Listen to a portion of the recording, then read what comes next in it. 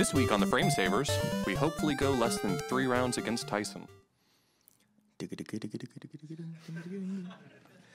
Okay, so welcome to the panel. It's really exciting to have you all out here at AGDQ 2019. We are live, so if you're listening to this on the internet, it's probably months from now, and this happened in January in a hotel room in Maryland. So thanks for showing up. We got about, I don't know, 10, 15,000 people here. And so if you are new to the Frame Savers, we are a retro video game podcast that focuses on speedrunning. Speedrunning is a hobby where we try to beat video games as quickly as possible using whatever tricks, glitches, and stratagems we have available to us. And this week we are talking about Mike Tyson's Punch-Out for the Nintendo Entertainment System, and we are joined by the legend, Sinister One. Very handsome man. How you doing? I'm doing great. I'm excited to talk some Mike Tyson's Punch-Out. Are you guys excited? Yeah. Let's go. Yeah, we knew nobody would show up if Sinister wasn't here, so we appreciate you showing up. It was very fortunate because he upgraded the average rating of this panel to like a 7 out of 10. If girls see this, they'll be like, well, maybe those guys aren't as bad looking as I think. It's Sitting next to cheerleader that guy. effect. Yeah, absolutely. So, Sinister, what kind of games have you run in your speedrun history outside of Mike Tyson's Punch-Out? I've run mostly retro games, so I've run a lot of NES and a couple SNES games. I've run some beat-em-ups like Double Dragon 2: The Revenge, Teenage Mutant Ninja Turtles 4, Turtles in Time, Rescue Rangers, Batman, Ninja Gaiden. That's a lot of video like games. Yeah, I think you like video games a Is lot. there anything you can't do? Well, we'll find out sometime. At some point in the panel, yes, we'll figure out what that is. Well, any console after 2000, I guess, is the answer to that. Exposed. Yeah, absolutely. So definitely go follow Sinister One on Twitter or Twitch if you have not already. Don't follow him on Twitter. He said it's worthless. So, so we were talking about Punch-Out this week. Yeah. And what was your experience with Punch-Out that got you into the game? My experience was I played it when I was young. A friend of mine had the game, and it was that kind of game, I feel like, where most people, somebody kind of introduced you to it, and you're just like, whoa, this game is awesome.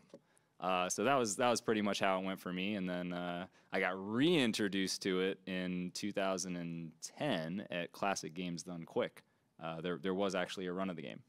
So that kind of got some things going. Andrew G. Andrew G. Andrew G, the legend. The original. Yeah. The legend that got the first ever sub-vibe in Super Mario Brothers. He ran it at CGDQ, and I saw that, and I kind of thought, you know what? I want to play that game again. That's awesome. Yeah, I grew up with this game and loved it quite a bit. This is probably the game I put the most time into outside of Zelda 1 on like any retro console, and I just played it all the time as a kid. My sister loved it. My dad loved it. So I think the characters just spoke to me, and it's very goofy. It's very weird, and it's a very unique sports game. It's definitely focused more on fun than it is realistic boxing, obviously. And a funny anecdote is that when I first got into speedrunning in 2013, I was like, well, I'm really good at Mike Tyson's Punch-Out. Like, I'm pretty good. So I played through it with a timer. I didn't get knocked down until like Mr. Dream or something. And then I looked at my time. It was like 25 minutes slower than like a decent time. And I was like, wow, I don't understand speedrunning at all. So, but it's a lot of fun. I like it quite a bit. You didn't grow up with the game though. No, I never grew up with this game. I was always aware of it, but even to this day, it's always seemed like it's even impressive in a casual sense, because it's not necessarily that it feels inaccessible, but when you watch people be good at this game, there feels like there's an innate sense of internal knowledge that you just have to understand. And we'll talk about it a lot, but this game does a lot to make sure that that's not a hindrance to you playing it casually, but it always sort of it always intimidated me growing up. I was aware of it. I had friends who had the game, but I was like, no, I don't want to do something I'm bad at. I mean, you have to fight Mike Tyson. That's scary. No, that's the easy part. It's the controller. Oh, just give me gloves. Gotcha. Okay, gotcha. Oh, so this has appeared at every AGDQ from 2011 to 2016, which is kind of interesting. Never SGDQ. It's just not a summer game.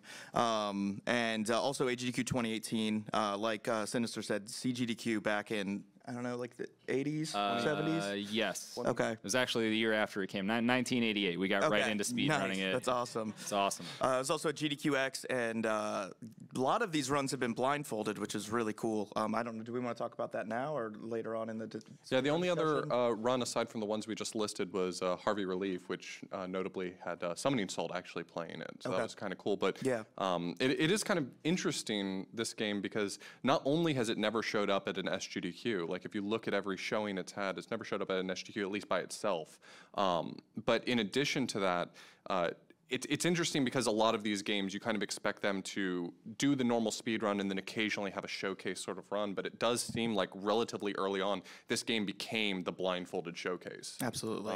You know, there were only maybe 1 or 2 showings initially before it just transitioned to being the blindfolded game, so yeah, and that's even pretty cool. included in a run of Zallard's where he played Super Punch-Out and Punch-Out with one controller with the inputs going to both consoles, which was one of the cooler things I've seen at a GDQ. I still don't understand that, but it has been really cool to see kind of this be the first, probably not the first game that anybody speedran blindfolded, but just the first one that really came out as like a legitimate category and a legitimate exhibition that, I mean, how many, there's like 4 or 5 people have done it, right, on the leaderboard? The blindfolded? Yeah. Yeah, maybe 3 or 4, 3 or 4. I would say. Also, Yeah. I'd like to just add a slight addendum. SGDQ 2016, Punch-Out was accepted as a bonus game, but it did not, or a backup game, sorry. Backup game, but it never made it in. Despite that we were running very ahead of schedule, I think every other backup game made it in, but Punch-Out was like the last one on the list. Didn't quite make it. Always the bridesmaid. Almost bride. there. That's a real punch to the gut, you know what I'm saying? So just diving into the game, this was released in 1987 in North America, Japan, and Europe in consecutive months. And the genre is like kind of hard to define, right? Like I would say it's a rhythm game basically, but it's a boxing game, It's a fighting boxing game, sports game, RPG game, kind of an RPG. sandbox MMO. I mean, I don't know, but it's definitely A unique. simulation. Yeah, it's definitely a simulation. It's very realistic. I would say it's a very unique genre. I mean, there's a lot of sports games that are out there that are just more focused on the fun and the gameplay than there are the realistic sports simulation. But this kind of goes to a different level with that because it integrates kind of this whole rhythm-based gameplay that's not really. You don't think of sports games and rhythm inputs, but that's basically what this game is. I mean, that's basically patterns. what boxing is, though. I mean, it's a very rhythmic sort of sport, and so it's nice because it actually lends itself to a less sport-centric, but more rhythm-centric and response and that sort of thing for gameplay. It actually makes for, I think, more compelling gameplay than a lot of sports games end up being. For sure. And you love sports games, too. I'm a big so fan. as someone I'm who noted. said that- I'm on the record as being very pro-sporting. Yeah, you love the sport. Which one's your favorite sport? Oh, I'm a big fan of the. So this game was developed by Nintendo R&D 3, which, interestingly, R&D 3 actually started off with arcade games. They started off with Punch-Out and Super Punch-Out, the 2 arcade games that had originally come out, and this was their first NES game they had made. It was led by director Genyo Takeda, and this is the first port of the Punch-Out series to the NES. So the focus of this panel and this podcast episode is really on the NES games. We could really do a full episode on each and every game in the series because there's a lot to really unpack, but we're going to focus mostly on the NES game. Obviously, it was published by Nintendo, having been developed by Nintendo R&D 3. And one of the interesting details about this game is that aside from the fact that most of the R&D 3 games had Genyo Takeda as the producer of the game, Genyo Takeda did work as the director for this game, but it was actually produced by the president of Nintendo at the time. He took sort of personal interest in making sure this game ended up the quality that they wanted it to be, and so Minoru Arakawa worked as the producer for this game. And there's sort of an interesting backstory to this game. The original release, or if you want to even call it a release, the original production of this game was actually 10,000 copies of it, gold-plated copies, not gold-plated, gold-colored copies. 24 karat gold. They're very valuable. I have one. It was extremely expensive, but it's nice. Do you actually own a copy of the gold card? I do have a copy. That's really wow. cool. Yeah, it's not inexpensive, making the jokes about it being gold-plated aside. There were 10,000 copies of them, and they were originally produced to be an award for winners of the Golf U.S. Course Famicom Tournament in September of 1987. Which is how I got my copy. Stop it. No. Okay. Okay. All right. That part's not true. You really could have You taken are us for a ride there. You are ageless. I don't know. You could have taken us for a ride there, and you really missed that one. You really missed out. Your old Sinister, just killing it. So the interesting backstory for this is Minoru Arakawa, who is the president of Nintendo and the producer for this game, he had actually gone to a boxing match. He had seen Mike Tyson compete, and he was inspired by this to use Mike Tyson's likeness in the game. And so they had famously, though not necessarily on on the record, they had famously struck up a 3-year contract for the very steep price of $50,000 to use his likeness in these games. And so Mike Tyson's likeness was actually added to Mike Tyson's Punch-Out, but there's sort of interesting story to how his likeness ended up being removed. So I guess in order to talk about that, it's kind of important to talk about Mike Tyson just a little bit. Do you think he spent that $50,000 wisely? Because just reading about Mike Tyson's life, I feel like probably not so much. So Mike Tyson, I mean, you could probably do I mean, there's a book, autobiography out of Tyson's that's like really good. That's 20 hours long, and his life is just filled with crazy stories. And I don't know a ton about them, but you know, he's an interesting character. The youngest ever heavyweight champion at 20 years old. In his first 19 fights, he was undefeated, all by knockout or stoppage, 12 of them in the first round. So he was just knocking people out in the first round. It was kind of a sports phenomenon. He was really the most popular, charismatic boxer, I guess, since Ali, because of just his bruising style. He was knocking people out. I think the record was like 3 or 4 seconds. He just literally walked up to the guy, punched him once, and won a fight. That doesn't really happen. He was a speedrunner. Yeah, basically. First heavyweight to hold the WBA, WBC, and IBF titles at the same time, and that earned him the nickname baddest man on the planet until things went downhill. He lost the title to Buster Douglas in 1990, his famous sports upset. If you're a sports fan, it's considered one of the biggest sports upsets in history. Only one casino posted odds that would allow you to bet on it, and it was 42-1 that Buster Douglas would win that game. So somebody made some money off of that. In 92, he went to prison for 3 years, and he has this whole comeback career fighting Holyfield and getting face tattoos, biting ears, saying he's going to eat people's children, going bankrupt even though he had made $300 million in his career, and then being on The Hangover and revitalizing his image as someone who was in The Hangover with a tiger. That story really takes a twist toward the end. It's just a lot of things happen there. But ultimately, like, Tyson was just a bruiser. He was one of the first heavyweights to just be, like, knocking people out this quickly. He was all power. People were scared of him, and he fought with fear. He grew up in really bad childhood, really poor life, and he had this high voice and lisp that he was picked on, and so he basically fought his way through his life up till it was actually his job. And so he went into the ring with that same fear that he felt like he was going to basically be killed or be killed. And he was vicious. He was crazy.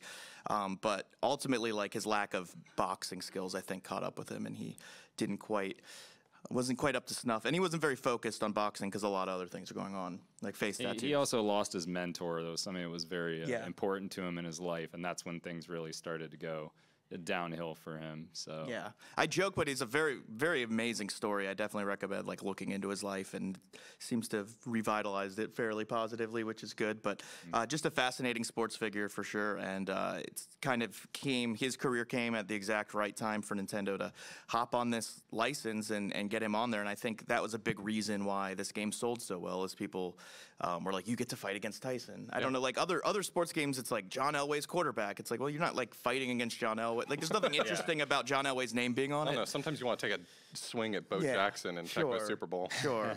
But there's something about like, oh, I get to fight Tyson at the end. Like, he's the final boss that I think got people into this game. So yeah, so I mean, he was already a relatively contentious figure, and at the beginning when Minoru Arakawa tried to have his likeness put in the game, it was kind of a risky play because he hadn't won the championship at the time. He had a stellar record, but he had not won the championship. So it was kind of banking on his up-and-coming success. And so after he had lost the championship in 1990, they weren't really heavily incentivized to renew that license.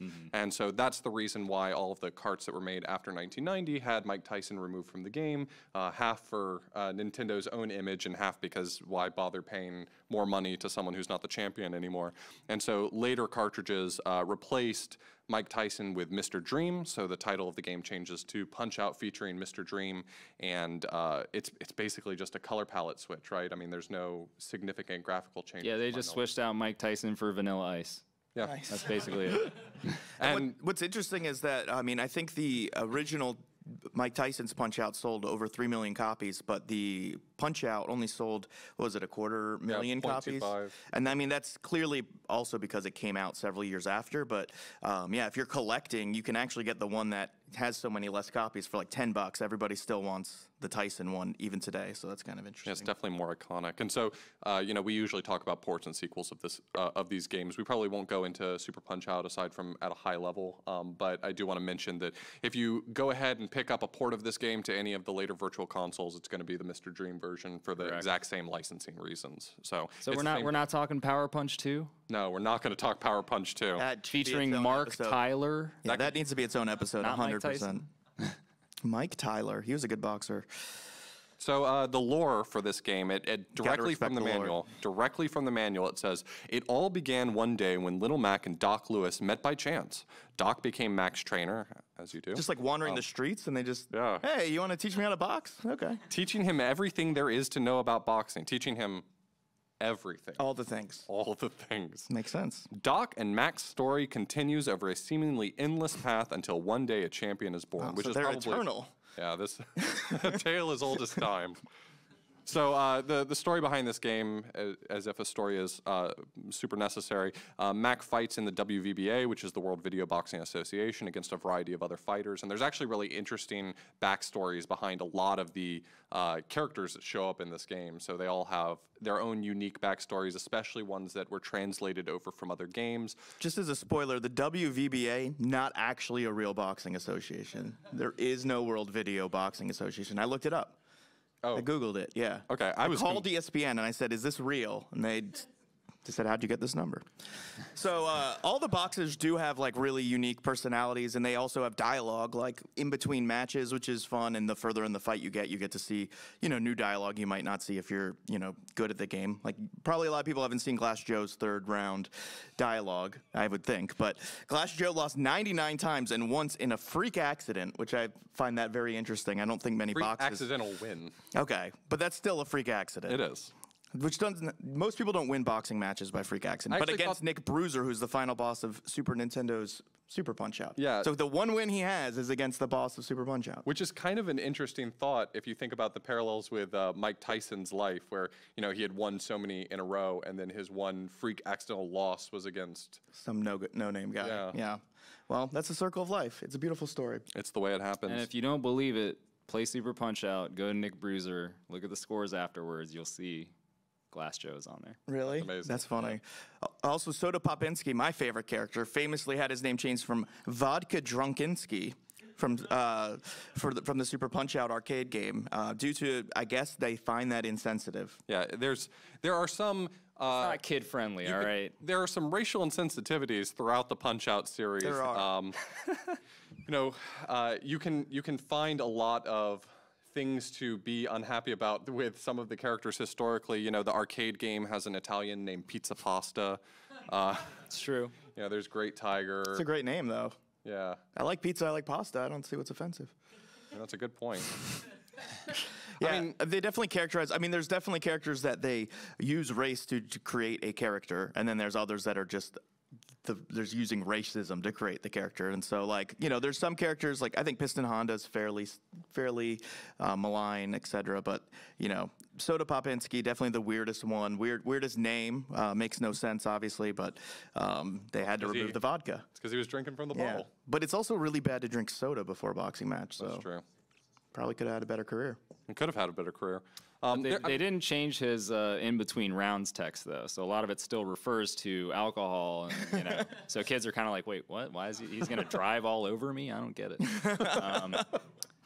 That's pretty good. There's a lot more of this in the Super Nintendo game, so it's kind of a little bit outside the scope to talk about here, aside from famously Soda Popinski. But it's kind of interesting to talk about. You know, this is a game that would not be made in the same way these days. A lot of the characters, when you look at, for instance, Punch-Out for the Wii in 2009, a lot of that feels extremely toned down. Some of the characters still reappear, but it feels like they were willing to walk it back just a little bit. So. Yeah, that's probably a good idea. Also, Mario is the ref, which happens in some sports games. That's true. A couple of them. So that's good to Very see Mario fortunate here. that Nintendo let Nintendo do that. Yeah, but this is a Mario game for sure. Well, it was done without permission. Yeah, I And remember then- it was yeah. wasn't it, like they had pitched an idea for the game and they had put Mario in there and then they were like, okay. They just kind of said, okay, yeah. Because they didn't like use the proper art and stuff. Mario looks a little different than a lot of his appearances, so there was some controversy around that, but they let it slide. Yeah, I've heard stories about that. For instance, with Smash Brothers, Super Smash Brothers 64, when HAL had come up with the idea, they had not previously gotten permission to use Nintendo's characters, and they went and pitched the game to Nintendo, and they were like, okay, yeah, sure. I mean, huge gamble to walk into to Shigeru Miyamoto's office and say, we have Mario beating up Yoshi. How do you feel about that? And he's like, I've been doing that for years. Yeah. So moving on to just kind of talk about some of the gameplay about this, I want to kind of put it over to Sinister, who is obviously somebody who's played this game quite a bit. Do you want to kind of explain just the rhythm kind of based combat that happens in this game? Like, it's fairly unique when it comes to sports games. It seems to be an incredibly simple game. You can punch and you can dodge.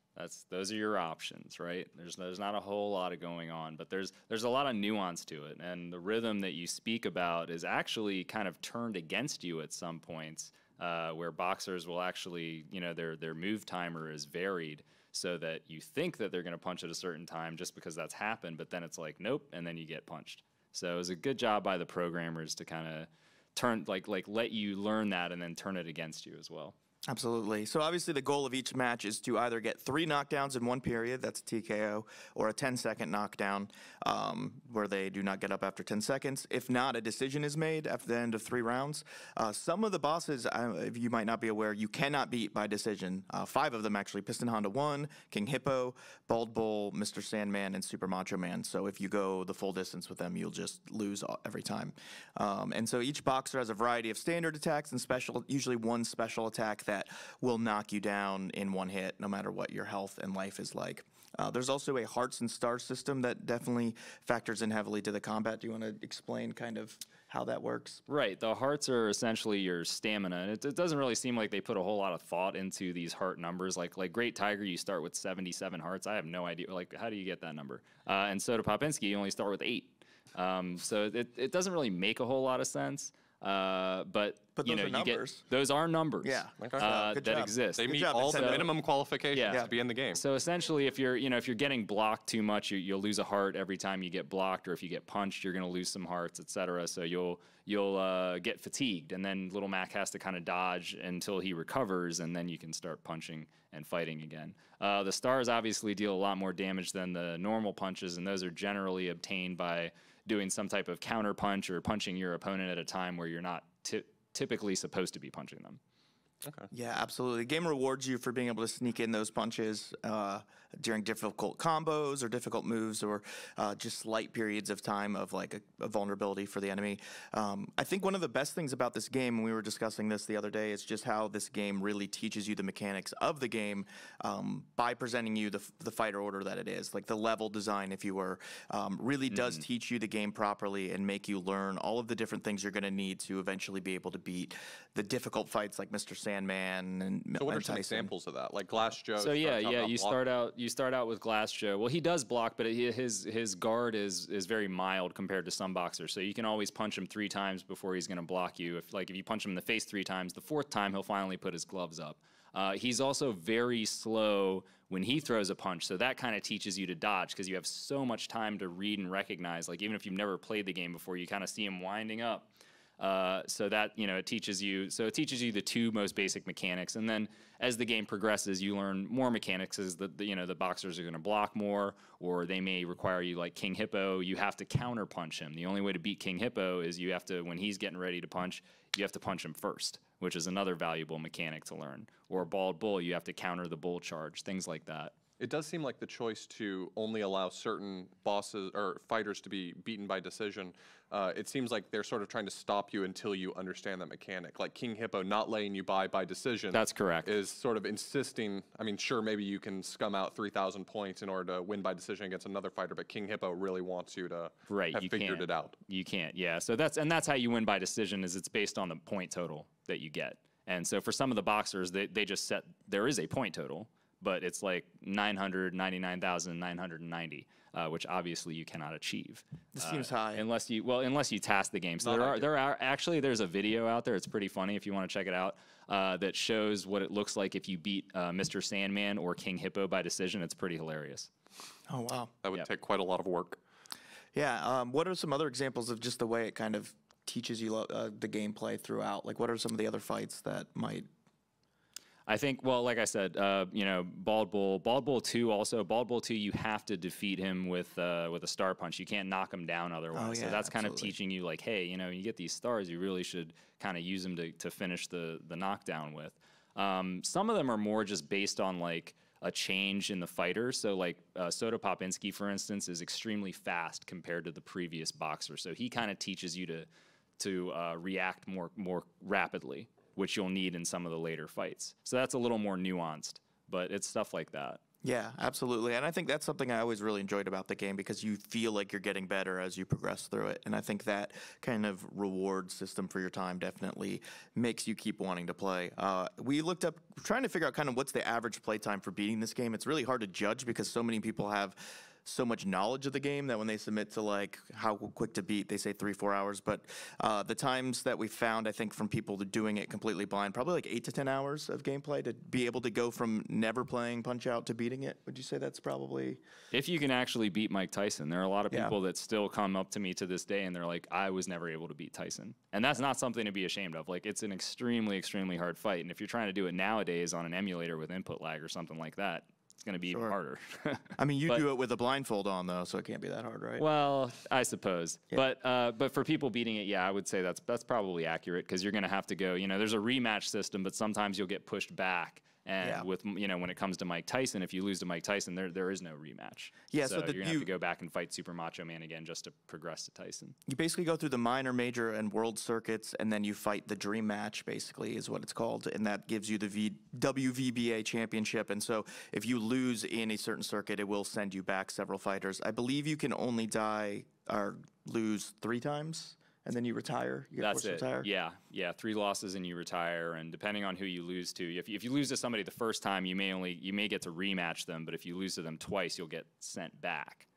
Or if you lose to, say, Super Macho Man, for instance, I believe you have to go back to Don Flamenco 2. But retirement's way safer than boxing, right? So that's like you would think so, but I mean, Glass Joe isn't retired, and he just keeps on trucking. That's like the long-term play, I feel like. Yeah, I don't know. So this is sort of an interesting game reception-wise, because if you look at reviews of this game, there's a very clear distinction between reviews that were written when this game came out and reviews that were written, now. And the reviews that are written now, you can't find someone who's not going to give this game a 10 out of 10. Yeah. It's just, you can't find someone who's not willing to say 10 out of 10. But at the time this came out, there were actually quite a few magazines who were publishing articles about gaming. This game got like a 70, 80. Not a disrespectful score, but it was not the 10 out of 10 that a lot of I'd say most were 80 to 85 out of 100. Most of the ones I found on there, which is still really good review, obviously, but I think now it's gained a lot of popularity and a lot of, I wouldn't say nostalgia, just maybe appreciation for some things that maybe people weren't used to for this new game. I think that's a big part of it. I think a lot of it has to do with, at the time, people were sort of expecting a certain thing out of sports games, and it's kind of like there's historically been a lot of more arcadey style sports games like NFL Blitz came out. It's certainly not the much more Nintendo World refined. Cup, all the Kunio-kun games. Right. Yeah. So I think at the time people didn't really know what to expect, but I think looking back on it, people do have a lot of appreciation. As we mentioned before, the Tyson game sold 3 million copies versus the Mr. Dream game selling 250,000. So. And I think that's a part of it too. I mean, I think it kind of almost builds to the mystique that they did get rid of Tyson. And a lot of people don't even know why. A lot of people think that it was because of his legal troubles, but like you mentioned earlier, it's because he lost the title. So they were like, well, he's not the champ. Yeah. So. I think a big thing that made this game really popular at the time as well was just like the legend of beating Tyson. Like people, like when you go to school, they were like if you told somebody that you would beat Tyson, it would be like a big deal. Like people would be like, how do you beat Tyson? How do you realistically, people just wouldn't believe you to their face. Yeah, they'd more be like, you're lying. You'd be like, how do you beat Sandman, or how do you beat Soda Popinski or something? But it was one of those games where it was like kind of a badge of honor that if you could beat, been the one. something. I just can't get past Glass Joe. You're like, I can't do it. I can't figure this out. I'm a pacifist, though. It might be getting in the way. Yeah. Not throwing any punches. You're sure that if you don't just wait long enough, he just falls over? Yeah, absolutely. Well, this is kind of a natural time to transition into our normal just like review discussion of what we think about the game. And so we normally just kind of try and riff about some of the different, favorites and least favorites. But this one, I think the clear question is, who's your favorite boxer in the game?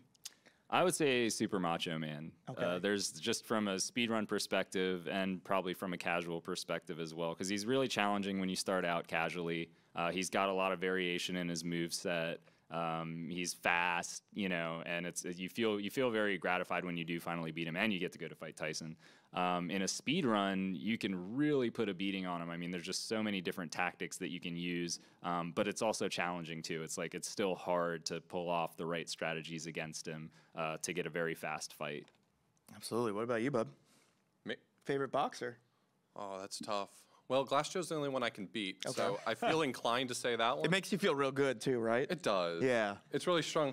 See, I want to talk about some of the ones that, because most of my experience with Mike Tyson's Punch-Out is watching it. So there's a lot that are really exciting when you're watching, especially the ones that are big gatekeepers. We'll talk a little bit about fights that are heavily RNG, and so they tend to be big gatekeepers for the run. So they're exciting to watch, but I think that's exactly the reason why they should be least favorite boxer, not favorite boxer. I'm thinking about King Hippo, and I really would love to see that run. Hopefully it goes smoothly, but that's a good reason to hate that boxer. Yeah, so. I feel you. I like Soda Popinski. He's always been my dude since I was a kid. I don't know. It's just he's huge. He's blue for some reason, which I don't. Maybe too much soda, and he just he's drinking the soda. He's funny. I don't know. And he was always really. He was the first. He was the first boxer that was really difficult that I had to put the time in to finally beat. So that was the first big sense of accomplishment. I know Bald Bull was always really tough with his charge attack, and I figured out the timing of that as a kid. But Soda Popinski felt like a real accomplishment. It feels like that's when the game really starts stepping up its speed, as you said, and reaction time. And so getting to the point where I could beat him, big fan of Soda Popinski. Good friend of mine. You like him? Yeah, good guy. So who's least fair? I feel like King Hippo ends up being my favorite and least favorite, but for opposite reasons. Okay. But what's your least favorite boxer? The Tiger guy, Great Tiger, is that his Yeah. name? Yeah, he is tough. His special's really annoying. Also, Mr. Sandman, I always struggled with. That's a good fight, but that one always was a 50-50 coin flip whether or not I'd win. So those two are really hard. I've always felt like their specials were just a little bit cheap, and so they would throw me off my game. So I'd probably say them. What about you? King Hippo. King I mean, Hippo. he's the obvious choice. He's a big RNG gatekeeper in speedruns, and once you know his trick, it's the fight's kind of boring anyway. So even from a casual standpoint, it's just kind of all right, well, let me just get through this boring fight. Yeah, that's fair. It is a really boring casual fight. Yeah. Because it's a one mechanic thing. Yeah. Once you know it, you know it. What do you think about this game makes it kind of a special retro sports game that kind of has lasted the test of time? It's still it's up there with the Tecmo Super Bowls of the world, that it's even though this sports game came out 30 years ago, it's still beloved. What do you think makes it that way?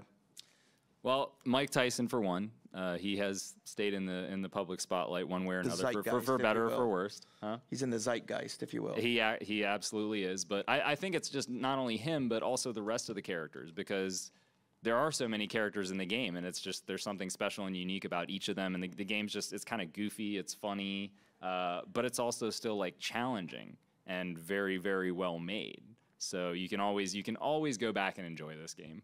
Absolutely. The game has a lot of personality, and the animations, which we haven't pointed out yet, are a big part of that, making the characters, I guess. Every character has different facial expressions when you punch them in the stomach versus the face versus when you knock them down. And it just the whole game kind of has life to it. And as you said, it's also very challenging. There's a lot of people who, hit a wall in this game and remember it as kids and have come back since then saying, I want to beat Tyson. This is the one thing I couldn't do as a kid. I couldn't beat Tyson. So I think the game just has so much personality throughout all its characters. I think the Tyson factor is also, of course, huge. I don't think it would have been as popular with Mr. Dream, but, looking back, I think I got to like a lot of the characters as a kid that are just obviously made up, and I think made up. Pretty sure. Okay. So I think it has a lot to do with that arcadey style. There are games that don't take themselves too seriously. Any game that's willing to be sort of more abstract, either stylistically or thematically, tend to stand the test of time. I think it's one of the reasons why when you look at a game like, Twilight Princess, it may not end up aging as well as a game like Wind Waker, a game that sort of pulled back and abstracted in certain ways, and so it remains in many ways ageless. This game is one of those that didn't try to be too serious about its topic. It was having fun with it, and so you don't end up like looking at these caricatures of humans and saying, well, that just didn't age properly. It stays cartoony. It stays fun, just like it was when the game originally released. So absolutely, I agree. And I think there's a couple other sports games like that. Tecmo Super Bowl, some of the Kunio-kun games, Nintendo World Cup, Blades of Steel. Some of these ones that Super Dodgeball. Yeah. I don't know of a better dodgeball game. Yeah, some of those games, the games that didn't take themselves too seriously, definitely tend to have a little bit more fun gameplay, especially because the simulation aspects of games from 1987 don't seem to have held up this test of time. So just to wrap up our review section, though, where would you say most people's progress is normally snagged in a casual playthrough of Punch-Out? If they've never seen the game before, it might be at King Hippo. That definitely, like when, way back in the day, I think that's a lot of people got stumped on that one because they were so used to the dodging and punching rhythm, like you said.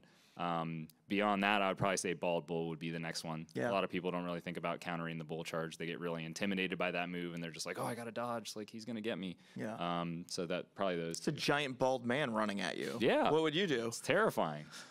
Wow. Where were you? Where were you? So I think that kind of wraps up our casual discussion. I think we would all recommend this game strongly if you've never played it, for sure. I think most people have. But it's definitely worth going back and beating Tyson just to be able to say you did it. I feel like that's like a Nintendo badge that you're supposed to, like, for the Nintendo Boy Scouts of America, you can get your I Beat Tyson badge. I feel like this game aged well in respect to the fact that I do think it's worth going back and playing, and I think a big part of that is a lot of people, like you said, it's sort of a Nintendo badge, but a lot of people look at games that are really hard from the past and say, oh, well, if you can actually accomplish this, then you're an accomplished gamer. But this game is not Nintendo hard in the way that other games are Nintendo hard. This game doesn't, sort of wall you off, eat a bunch of lives, force you to play the whole game again. It's not cheap. This game tries to teach you, and you will learn if you put the time in and you really make the effort. And so I think that the accomplishment that comes from actually completing this, even in 2019, is from knowing that you can sit down with a game that is attempting to teach you something and actually learn from it. So I think it's worth playing for that reason, if only for that reason. Absolutely. But some of you out there have beat Tyson. You said, you know what? I want to beat the game faster. I care how fast I beat Tyson. Yeah, I said I'm going to get the world record. And you got that 50-minute time, and you checked the leaderboards? Yep. And then I didn't do it anymore. So the categories for this game, the main category is single segment. The world record is by Summoning Salt with a 1510. Zallard 1 has a 1534, and MPAP and Ouijui both have a 1542. Another World Circuit, which I guess is like a new game, Another World quest? Circuit is actually, there's a code that you can put in, and you'll start the game fighting King Hippo, and you fight all the characters after King Hippo and later, but without the refight aspect. So you're not like in the normal game, you have to fight Piston Honda twice, you have to fight Don Flamenco twice, you have to fight Bald Bull twice. So it just kind of omits some of that. But with that one, if you lose once, you're done. If you lose once, you're done. Yeah, it's kind of a meme category. Sure. So single segment, just before we jump to the next category, how is single segment timed actually? So single segment is actually timed using the game time. And the reason for that is because in any given fight, when you knock a boxer down, they could get up on a 2 count, they could get up on an 8 count. So there's like a huge variance in terms of, what kind of time you would get if you were using real time just based on when boxers decide to get up. That's pretty arbitrary. You don't want your run to be like 30 seconds slower just because a boxer kept deciding to get up on 8, right? So we use the game timer, which, that is the blue screen that after you beat a fighter will show up, and it will show you what is your in-game time. So you just add all those up, that's your time. Wow, that's really cool. It really removes a lot of that RNG factor and frustration, and brings That's it by down to contrast to the other category that's on the leaderboard, which is the RTA leaderboard. There is RTA, yeah. People still do it, and there's actually different strategies for RTA versus game time. So are there ways to mitigate that issue with fighters getting up on 8, or is that just luck of the draw? No, it's really what you want. Like an instance of this would be, so normally, you know, Piston Honda 2, you'd want to beat him in like about 45 to 50 seconds. But that would require knocking him down 3 times. So you'd rather just wait until 1 minute and just knock him down once because he won't get back up. Oh. So you save a lot of time doing it that way. So even though your game time is slower, you're gaining a ton in real time. Wow, that's really interesting. So a pretty significant difference in routing, how you're going to go about each fight. Just a couple. I mean, it's really him and Mr. Sandman are the two. But there's a few others. So RTA time's a bit longer, obviously. Something saw it with an 1837, Ouija Wee with a 1845, and then Dave P 4948 with an 1853. And then you also have blindfolded RTA, which I believe involves being blindfolded. Is that correct? I have been told that, yes. And MPAP has the world record with 2027, and then our dude Sinister 1 with the 2138. I'm still on a leaderboard somewhere in this game. I knew your name would come up at some point. I knew it would come up at some point. So those are kind of the big categories, but single segment is the one that has the most work put into it, would you say? Or Absolutely. Okay. Yeah, no question about it. And that's sort of the historical category as well. I mean, that's the way the game has always been represented in a sense, right? It has. Because it sort of represents the way... Well, initially it was really played just in the individual fight format. People would just go for the best time they could get in an individual fight until eventually somebody was like, well, let me see what's the fastest I can play through the entire game. Okay. So this game, as we mentioned before, has a number of notable GDQ appearances. So just recapping that really quickly, we have the classic GamesDoneQuick run, the original one with Andrew G. He allotted himself like 30 minutes and said, I'm just going to play. Then there was a 2011 run with Sinister 1. 2012 through 2014 were all blindfolded with Sinister. 2015 was normal again with Sinister. 2016 was a blindfolded race between Sinister and Zallard. There was the Harvey Relief Done Quick run, which was Summoning Salt. That was an online marathon. GDQX was Zallard. And I guess you can also include this game in the joint one, Punch Out and Super Punch Out, which was at... That was the last AGDQ. Last AGDQ? Or SGDQ? I'm pretty sure. Yeah, I misremember. I can't remember offhand. But it's had a number of GamesDoneQuick appearances, and I think that's one of the main reasons why we wanted to do a panel for this one, is because I feel like, you know, there's a big tie together between Punch Out and GDQ. So absolutely, it's always been a big draw, especially the blindfolded exhibition. I think that's a huge thing for, you know, somebody who puts on GamesDoneQuick, never seen a speedrun before, and they get to see someone can beat Tyson, which, again, like we said, many people have not been able to ever beat Tyson, no matter how much time they put in. And then to be able to do it blindfolded blows people's mind. And I know that's gotten a lot of people into the community and into the event, so that's really awesome. Do you want to talk a bit about the history of this run, like how it came to be? Because you've been, I mean, you're only in like your early 20s, so you might, you know, but you've heard of how this whole thing happened in the past. Yeah. How much time do we have? This is a long story. I'll try to keep it somewhat brief, but this game has actually been speedrun for a very long time, before even there was a speedrunning community, if you will. And the reason for that is because it's one of the few games that has an in-game timer, so, you know, people have the natural tendency of wanting to compete, even if it's just with their buddies or whatever. So there was a website, it was called Red Tom's Punch-Out website, and people would kind of, you know, talk about their times there and post different times. And there was no, this was before YouTube. This is like back in the late 90s, early 2000s. Yeah, so there was no like real videos or anything. So in order to like talk about a run that you did or a time that you got, drew a picture of it? You just wrote out what you did. You literally just typed like the story of, and then I dodged, and then I counterpunched, and then I did this, and then that, then he was knocked down at 27 seconds. And there was actually an early emulator, I believe it was called Nesticle, which you could record videos on. So they would share some of those Nesticle files, which are pretty hilarious to watch. It's not real great emulation, but it was accurate apparently. So sometimes they would have those, and that kind of migrated over to Game FAQs, and the community kind of thrived there, and, you know, there was a lot more competition. And eventually it kind of died down by probably about, like, I don't know, maybe 2003 or 4.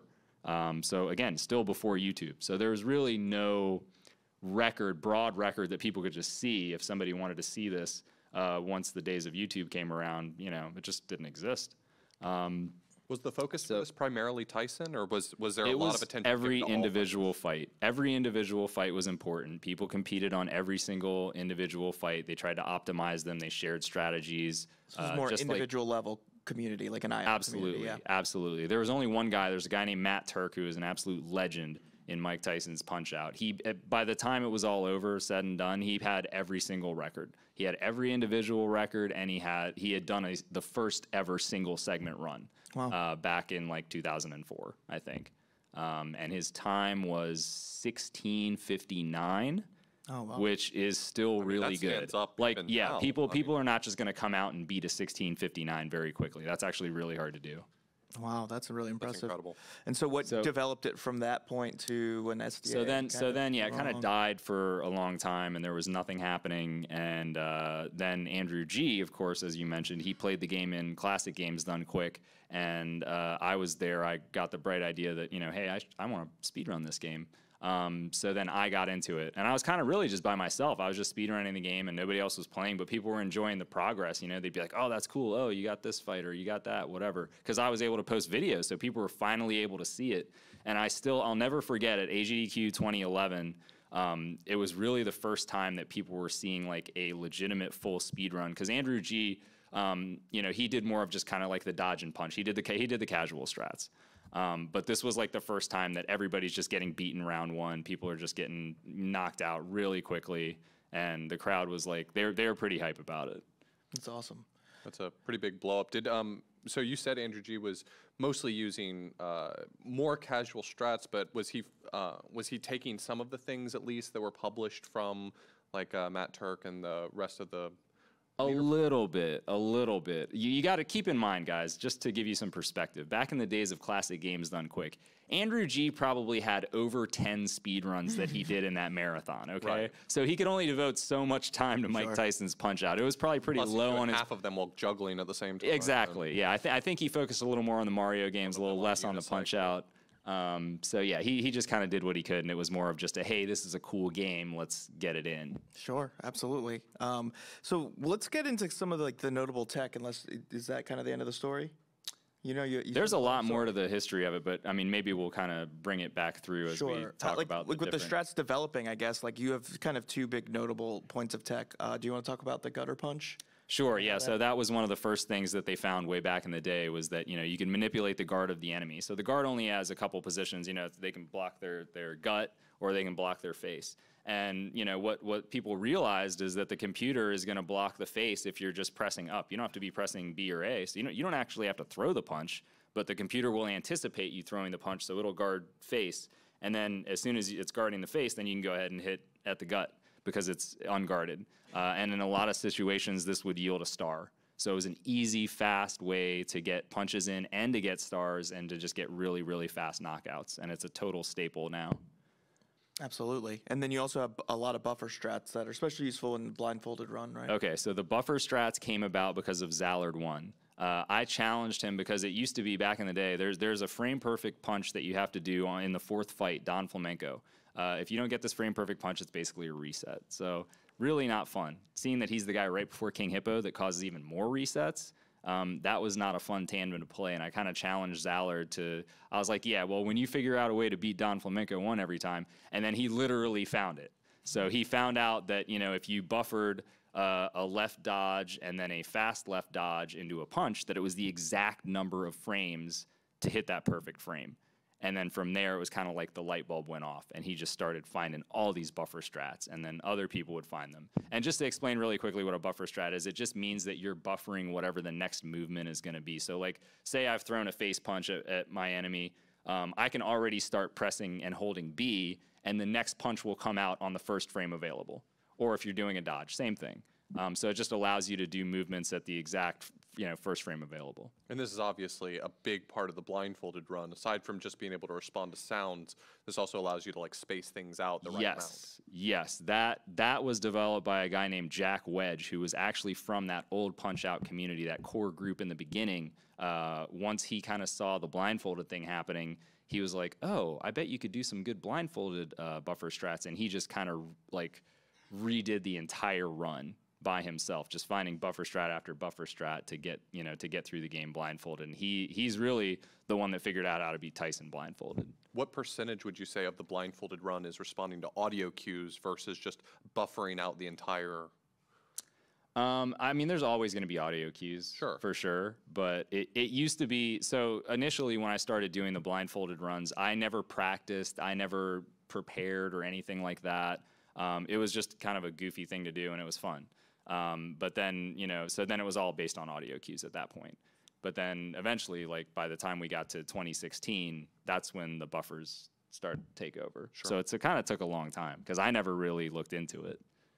So, I mean, this game is a collection of its fights, so breaking it down by fight is really the only reasonable way to do it. So maybe now is a good time to start talking about some of the big RNG aspects in this run. So what are some of the fights that are heavily impacted by RNG, and how does that RNG actually manifest itself?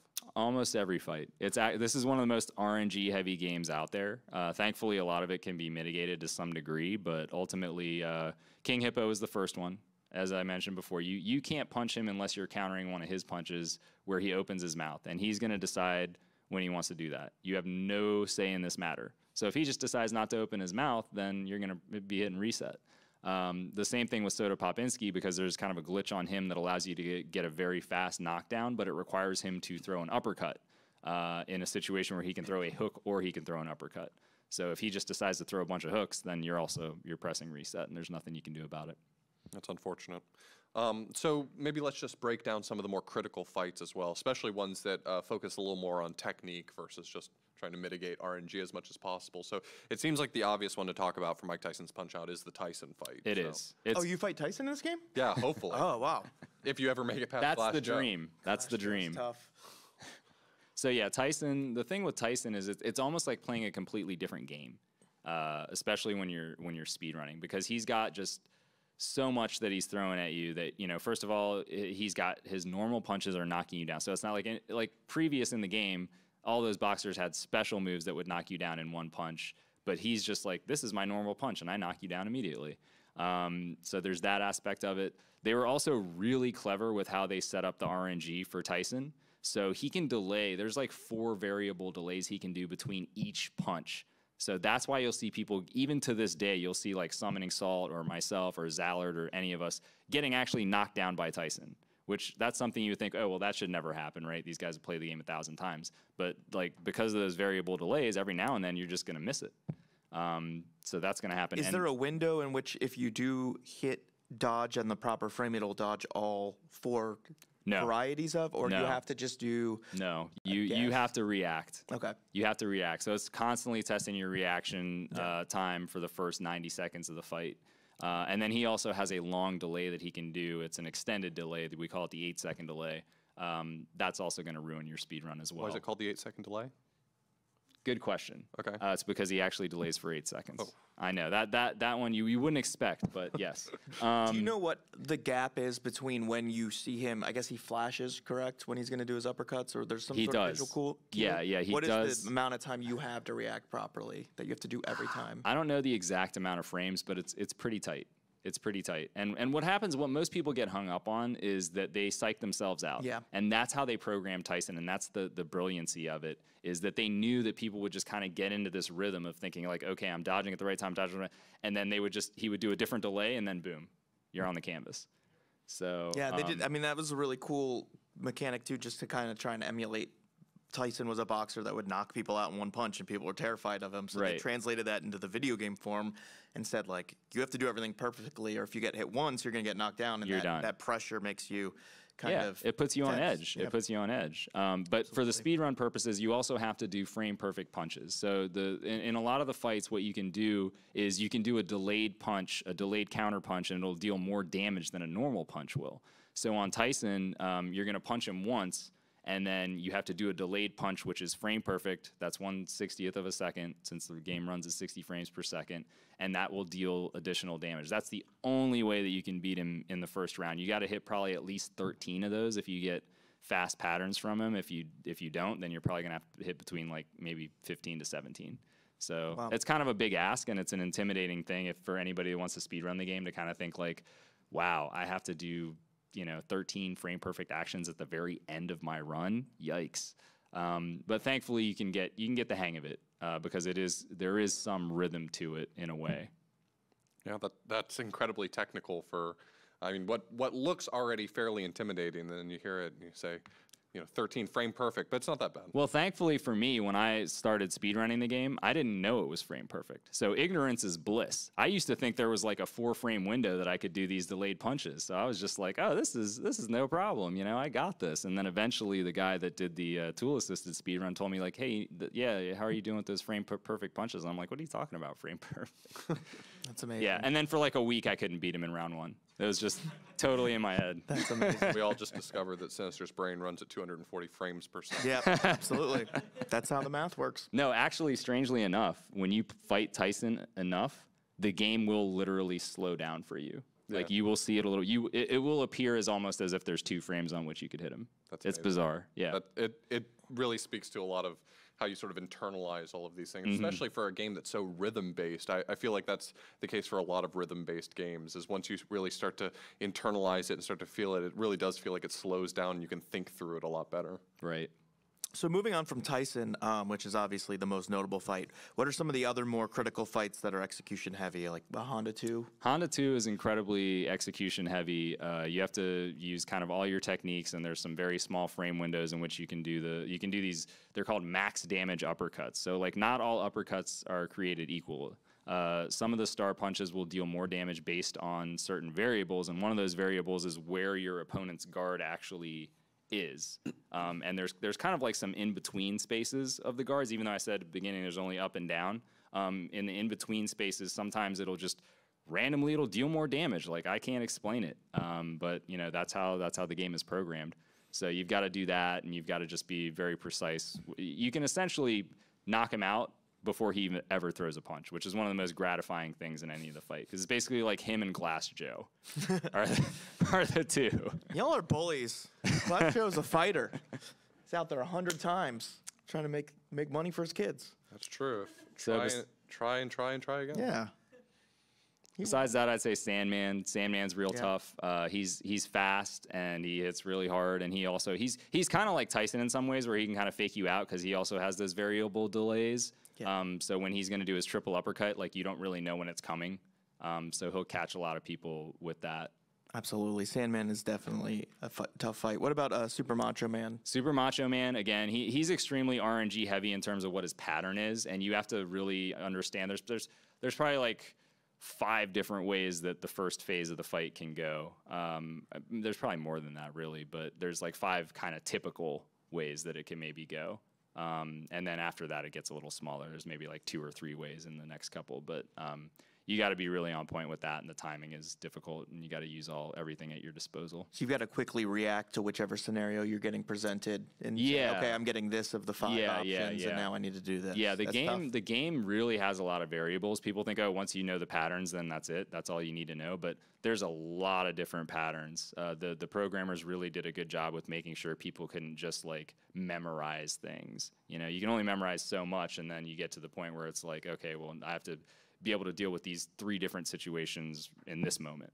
Which is interesting because a randomizer has been made for this game, right? That's true. Does that utilize the Don't different... look at me. You did a thing, isn't it? Yeah, I mean, it was mostly the work of Jeff XVX, who is a really pretty talented ROM hacker, and he was really wanting to document the ROM. A lot of games out there, retro games, have been well documented. Some haven't, and he was frustrated that he had discovered one that he thought would be better documented, and it wasn't. So the randomizer was really his passion project to have an excuse to document the ROM. What I mean by document the ROM, if you're not familiar, is really looking into the code, figuring out how it works, what are the data values, what do they all represent, how does the game actually execute, and so he had done a pretty thorough documentation in order to create this randomizer. So now there's a lot of functionality for it, changing the patterns up, changing how long the delays are, what you have to do in order to earn hearts and stars, how many you start with.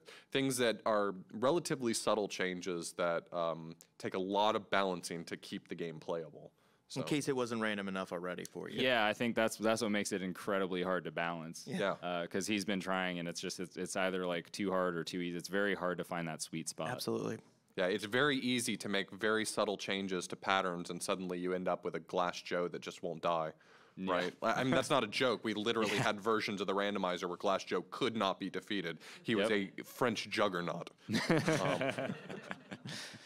That's my headcanon for Mike Tyson's Punch-Out. So, if somebody were to want to get into speedrunning Mike Tyson's Punch-Out, like, are there resources, tutorials out there that people can access? Is there a good, like, central depository for all that? Absolutely. I have several tutorials on YouTube. I believe Weejui has a really good tutorial as well that's probably a little more up to date. But mine covers all the fundamentals. Like, if you're just starting out, it would be a really good starting point. And the community's grown to the point where there's people streaming it now, so obviously you can go in their streams and watch and ask questions. And anytime, you know how it is in our community, anytime somebody's playing a game, they're excited to share that with other people. So if you go in and show interest, they're going to be like, oh yeah, do this or try this. You actually said most of the people on the leaderboard are relatively active. Yeah, you'll still see. I actually just came back to the game recently. Summoning Salt is in and out. He'll play it. Zallard he'll play sometimes. MPAP is definitely still active.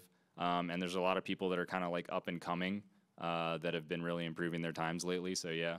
Awesome. Yeah, so you can go to speedrun.com/MTPO and you can find that leaderboard. And as we said, a lot of those people are active. You can also follow our dude Sinister1 who does that and many other games. And yeah, I think we need more runners out there of this game. I want to watch some of you all out there. Absolutely. It's a lot easier than it used to be to get into the game. There's just a lot of things that have been made easier with the buffer strats and just more knowledge that, it's not nearly as intimidating as it used to be.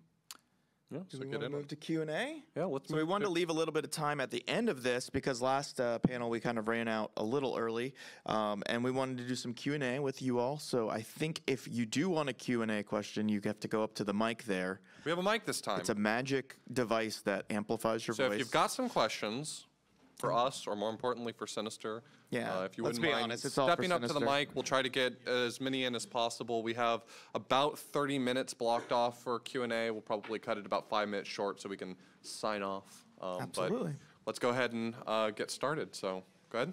Yeah. So, as I was looking this up and, pursuing my Glass Joe tied world record, I saw, a lot of information out there.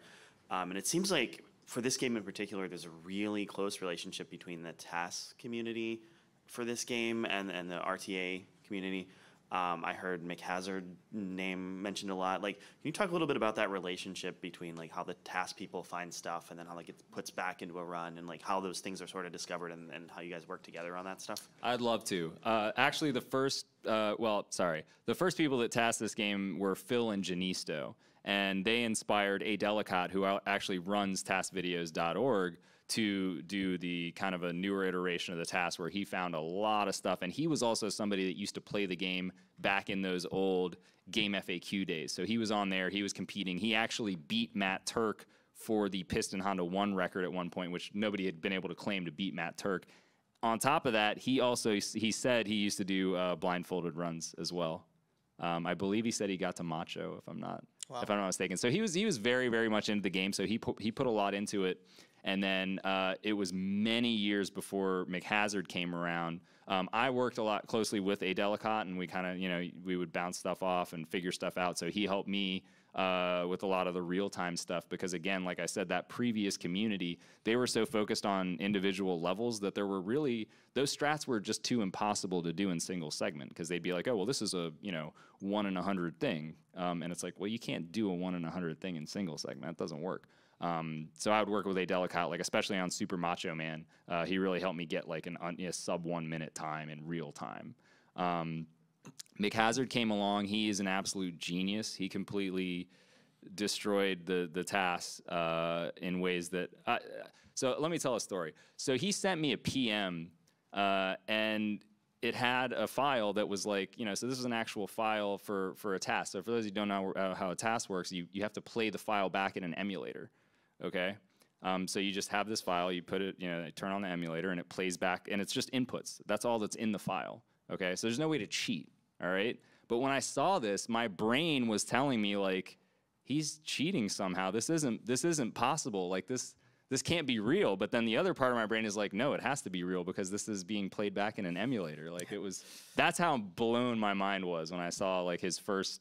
It was Piston Honda 2. He saved like 15 seconds over the previous task or something ridiculous like that. So yeah, he's discovered a lot of stuff, and he's worked closely with myself, Zallard, MPAP, Summoning Salt, those guys, and just kind of really pushed the strategies further. And he also returned just recently, so stay on the lookout. There's going to be a new Mike Tyson's Punch-Out task coming out pretty soon. That's going to be exciting. Very nice. That's awesome. Okay. Sorry, they said that for my height. Yeah. So I really consider the Punch-Out franchise something that something that I really kind of confused why it hasn't been bigger. It has probably what I think the most underrated music in all of Nintendo history. It has some really colorful characters. As you guys were talking about, it sold really well on the NES, and yet we only got the two games on NES. We got Super Punch-Out, and we got the Punch-Out for Wii. Why do you guys think Punch-Out didn't factor in more throughout Nintendo's history, considering it was one of their arcade titles, and it was such a successful and sort of iconic NES game? I have to say, we didn't point out the cutscenes, which is like the best part of the game, where you're like running in front of the Statue of Liberty. That pumped up music. Yeah. I always loved that. That was good.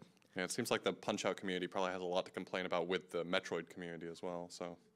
Yeah, I mean, we were talking about how it's kind of strange that, as a big Game Boy fan, that like they never ported this game to some sort of Game Boy version, and that they never made anything after Super Punch-Out. They didn't have a 64 edition. They didn't have something for the GameCube. What do you think that is? I mean, Punch-Out Wii is so out of place. It's just like, okay, we remembered Punch-Out for 10 minutes. 20 years ago, yeah. It's like, we remembered it long enough to make a game and then forgot Do you again. think losing the Tyson tie maybe just kind of? I mean, maybe they were a little bit gun shy after it didn't sell well after converting from Tyson to Mr. Dream. I think maybe that's a good point, but at the same time, maybe they just didn't know where else to take it. They had made 2 successful arcade games. They had made 2 successful retro console games. They made the Wii game, which I don't know how that sold, but I don't imagine it sold on the scale of Punch-Out. And at that point, 2009, you make Punch-Out for the Wii, you invest all those resources into it, and it probably did not sell 3 million copies. And they said, I guess everyone hates Punch-Out now. Yeah, I would say it probably has to do with the bottom line at the end of the day. That, and they probably don't want to burn things out because it's like there's only so much you can do with Punch-Out. It's hard to innovate. It's hard to kind of make things new. I mean, all they could really do at this point is something that would probably take away a lot of the nostalgia, but they could make the game actually like 3D, like really, really 3D, which, then it's like, is it still Punch-Out? Does it still feel the same? So I will say, as a diehard Mike Tyson's Punch-Out fan as a kid, when I rented Super Punch-Out, I wasn't a fan. I didn't really like it. I don't know if it was too much of the same or if it was too different. I don't remember. But I just remember not wanting to buy it, never going out to get it. So I would have to see the sales numbers for the Super Punch-Out to see, I feel like probably that did not sell well. And they just thought, okay, this was a one-hit wonder. It is what it is, and now they're trying to get money from nostalgia, obviously. But I think even with Super Punch-Out, it's amazing because I obviously like Mike Tyson's Punch-Out better, but they fixed 2 of like the some of the issues from Mike Tyson's Punch-Out. They made it so you could do the individual fights, which is absolutely great. I mean, even just on a casual level, being able to go and practice a fight and get a lower time. And they fixed the timer as well. The timer used to be that super janky, like it only ends in 0.00, 0.25, 0.61. Now it actually it's a more of a realistic timer. Nice. Well, thank you for the question. Absolutely. This is more for Sinister, but I guess the rest of you could answer. Has Mike Tyson's Punch-Out ever led to you actually trying boxing?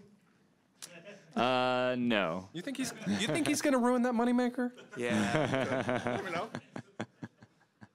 Yeah, that face is too pretty. I would consider. I would certainly consider it, but it's not something I've pursued. I'm taking odds. I boxed on my dorm a couple times. Did not do well. I'm not very good. You're supposed to block the punches, so. Well, you blocked all of them with your face. Yeah, I did. I did. I don't go. I mean, I absorbed them very well, So. So I remember reading, might have been a couple of years ago now, that there were some telegraphs for attacks that were kind of just recently discovered. Like Mike Tyson, like one of the faces in the audience, like cues one of Mike Tyson's attacks. Fix the camera. Yes. So I wasn't sure if there was, maybe more of those lurking. Like maybe there's still some secrets out there in the game. Remember when we were going to put that in the notes? I do remember when we mentioned putting that in the notes. That's a great story because like so many people just were baffled when they found out that, Bald Bull 1, there's actually somebody holding a camera in the crowd, and there's like this little tiny flash that goes off when you're supposed to punch him when he does the bull charge. And then that's also the case in Bull 2. There's a guy that has a beard, and he kind of does this little head bob thing. I absolutely think there could be more of those, and it's just, the people that play the game are never going to find it because they're too busy trying not to get punched in the face. You can't be like, oh, let me look in the audience and see what's going on, because then you're going to be on the canvas. But do you think that makes Little Mac a cheater? That's hard to say. I mean, I think he's got help from the audience. He's a dirty boxer. Look, he's a kid, all right? He's 17 years old, and he's fighting grown men that are twice his size. Give him a break. Also an issue we have not confronted yet in this podcast. We're just going to move past. Very confusing. The 80s were a different time. You could be 17 and just fight grown men for sport, right? I suppose so. Yeah. Thank you. Great shirt. Great T-shirt. Big fan. So you mentioned Super Punch-Out during the panel, but like someone else alluded to with an earlier question, there's also a Wii version of the game, and I thought that they did a really fantastic job with that version in sort of recapturing the feel of the NES game. I was just curious, have any of you played that version, and how do you think it compares? I've never played it. I've seen a lot of it though. I have played the Wii version. It's great. They did an amazing job with it, and and it kind of speaks to the earlier question of like, well, why didn't they make more of these? Because that one was they did a really good job. Do you feel like the motion controls were faithful to the real? It's I didn't use gameplay. the motion control. I used the Okay, so it lets you play with the controller. Yeah. Okay. I don't know if you can do. I assume you can do the motion controls, but. Yeah, you can, but I don't know that anyone seriously used them. You can play. Hey, that could be a GDQ incentive. We're getting ideas here now. The thing is that Nintendo, for a period of time, were very particular, like no motion controls. Yeah, but we'd like to be able to hit up no motion controls. Yeah. I just find it odd everyone's asking about Punch-Out Wii and not Power Punch 2, but... Yeah, there's probably a reason for that. Well... Okay, perfect. Stole some of my question. I was going to ask about all the Punch-Out series and what you felt like if you run them and why you would rather run this over them. And also that I swear there's one with it in space that I didn't dream up in a fever dream. Yes, that is true. That, right? That is Power Punch 2. Originally, it was supposed to be Mike Tyson was going to go and fight aliens in outer space because aliens were really the only thing that were strong enough to fight Mike Tyson. But they got the license for Mike Tyler instead, right? Mark Tyler. Mark Tyler Mike Tyson took over. They already had the initials embroidered. Yeah. Yeah, so that was that's the one that you were thinking of. But that's not the same gameplay style, right? What is that? No, it's a little weird. It's not a platformer though, is it? No, it is still a boxing game. Okay. But yeah, that's you probably could skip that one and you won't run it. I will not run it. Super Punch-Out, I did do some individual level runs at one point. I actually had tied world record for Heike Kagero. It was 1 frame from the TAS, and I just couldn't get that last frame, but eventually somebody did get the last frame. Wow. Thank you. Yeah, so I just wanted to know if there was any history on the decision to use the in-game timer versus just an RTA time, and what went into that decision to have made that call for the timing of the MTPO run. So from my perspective, I would say that was just what was done by the original Punch-Out crowd. And I can't speak to why they would have done that, although my assumption would be because they were doing the individual fights, so of course you're going to go based on the time. Once you finally beat somebody, you get to see that blue screen and you get to see your time, and you're like, that's it. And nobody was really speedrunning back then anyway. There was no concept of, oh, let me go get W split or live split and time this out. So that wasn't even really a thing. So I think using the in-game timer just kind of was grandfathered in. But there has been some, not much, but there's been some mild debate about, should it be real time, should it be game time? And I think most people agree that the game time makes the most sense. It's probably a lot easier to also, before you're doing videos and post videos, at least have a screenshot or a picture of like, hey, True. here's my time and I beat Bald Bull. Versus, That's true. That's true. Sure.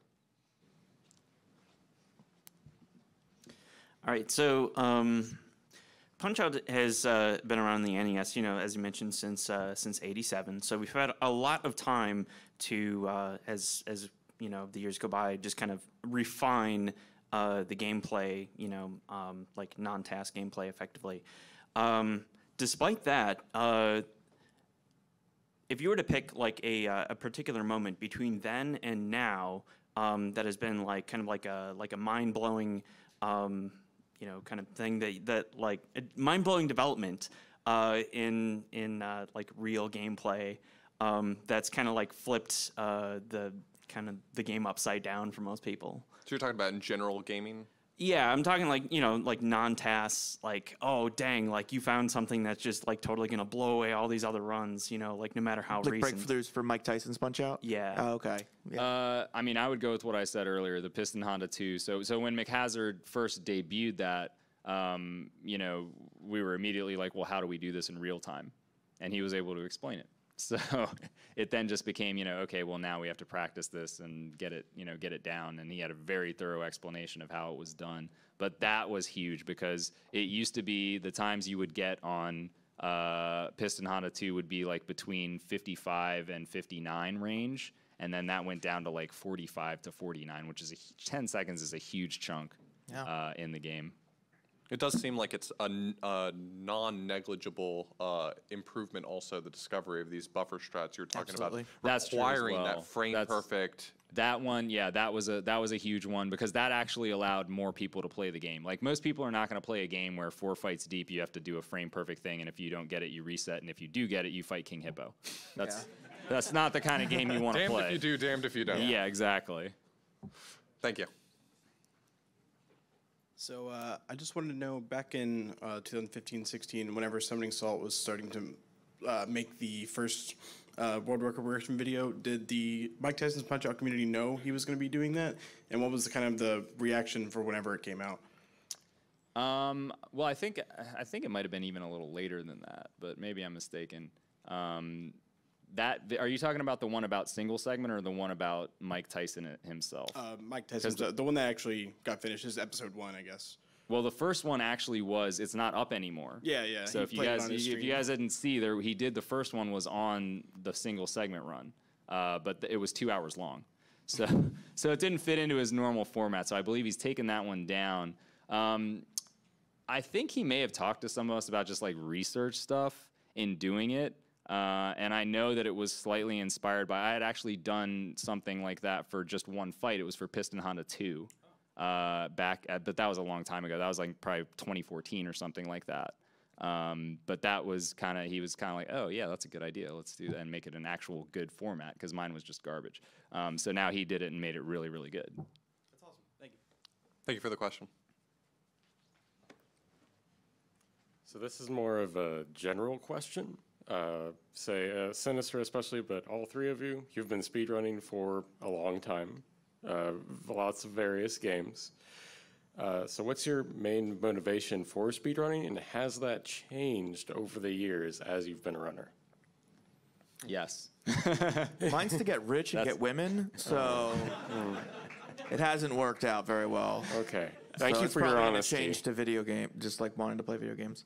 No, I mean, I guess for me, I would say, I got into speedrunning just because I love retro games. I thought it was interesting to go back and explore these games from my childhood. I had been away from gaming for like almost a whole decade, just didn't play games at all, was focused on music. And then, diving into them, it was fun to join the community and all. I think my perspective has changed now in that I realize I won't be in probably speedrunning forever. Who knows? And I'm probably more focused on trying to put together some times I'm more proud of, as opposed to enjoying like just learning more and more runs.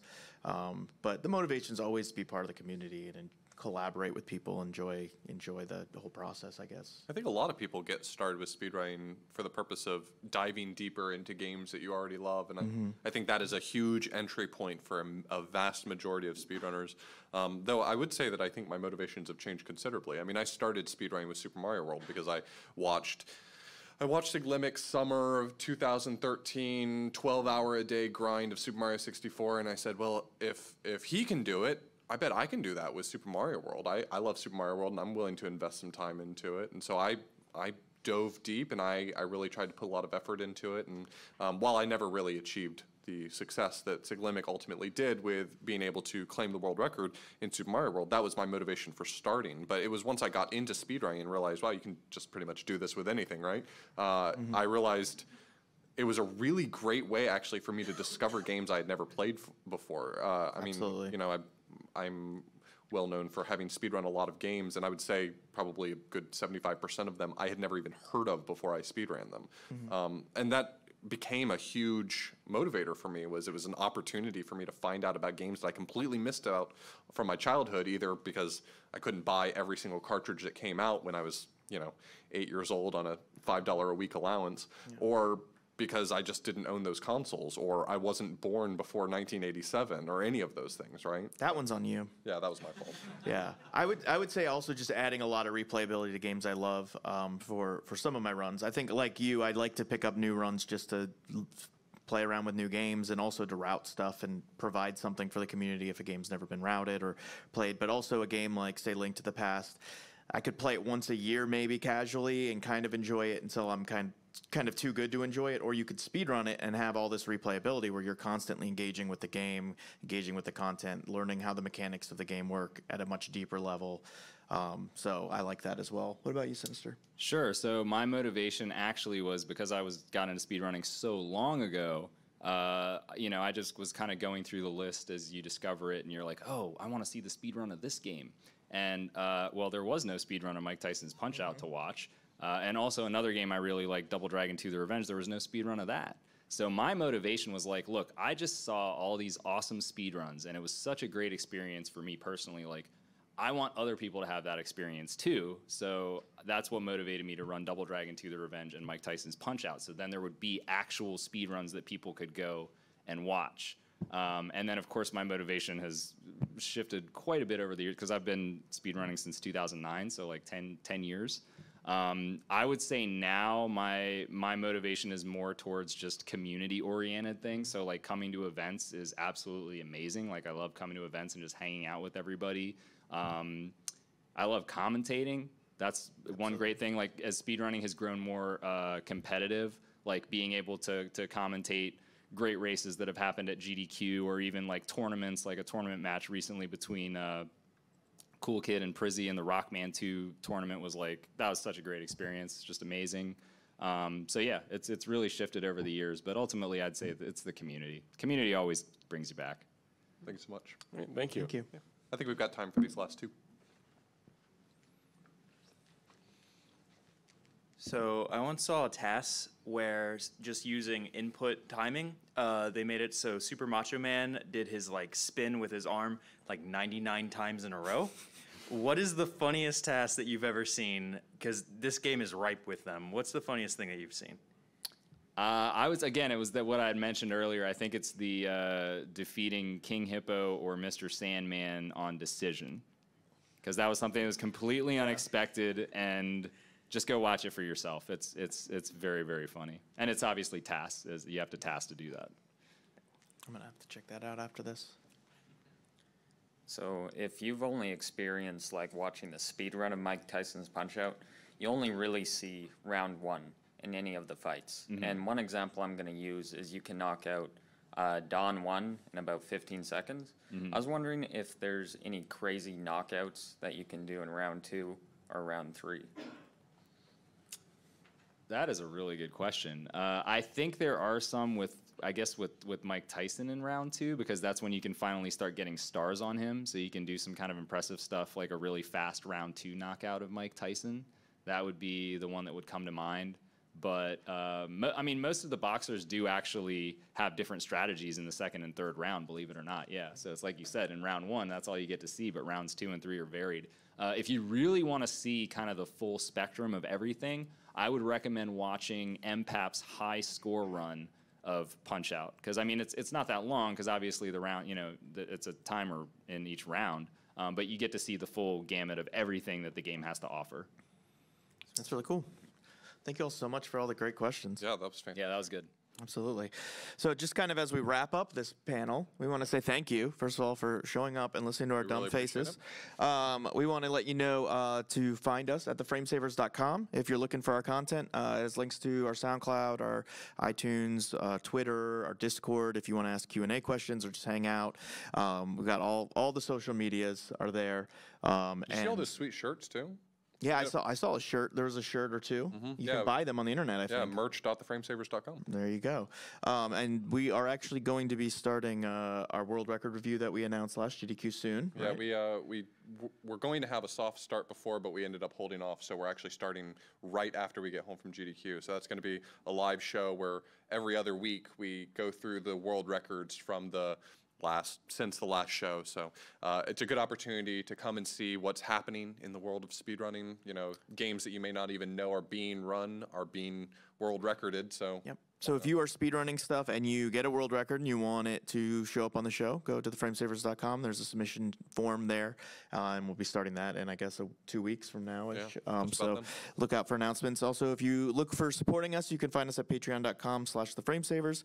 We're currently trying to push to $300 a month. That'll get us to do Castlevania Symphony of the Night, which neither of us have ever played it. I'm sorry. It'll be a lot of fun. I apologize. Shout outs to our $25 a month patrons, Tina Hacks, Mr. Pizak, Kip, Toasted Muffin Gaming, and Kevin Hummert. Some of you are here. Thank you. We appreciate you so much. And yeah, also we just want to give a shout out to the Warp World Podcast. We're part of the Warp World Podcast Network. And they've got their panel, which I'm on as well. Their panel is going to be the crowd. I'm sorry about that. They asked if I should invite you, and I said it's probably not worth it. That makes sense. So the crowd control panel is actually Thursday at 4:15. So the same time this one started, but on Thursday instead. It's going to be really exciting. So if you, I'll be there booing apparently. We'll ask Darkman to keep you outside the door. Makes sense. Yeah, so definitely check out their podcast. They got a nice podcast network going. They do a lot of Twitch news. They do gaming historians. They've got some awesome podcasts, so check them out. Also, shout outs to our producer, Brian Morgenthau, who may or may not be here. You can find him at BMorgs TV on Twitter and Twitch. I know, I see him. He's a cute guy. He has helped make this podcast happen for 3.5 years, so definitely send him some love. We wouldn't have been able to do it without him because we are way too lazy to edit. So one more time, where can they find you, Sinister? And yeah, Sinister. Twitch.tv/Sinister1. /subscribe. You can give him money. You literally can. You could. Yeah. Or on Twitter, I'm at Sinister1SDA. That stands for Speed Demos Archive, which is... it's an ancient language. You're going to hear about that in the next panel if you stick around for the origin story of Games Done Quick. You're going to hear all about classic Games Done Quick and Speed Demos Archive. Absolutely. And I think that's it. I mean, any last thoughts? No, play Punch-Out. It's really awesome, and it stood the test of time, so it's worth it. Yeah, absolutely. And if you want a free sticker or a card, come talk to us. And thanks so much for showing up. Thanks.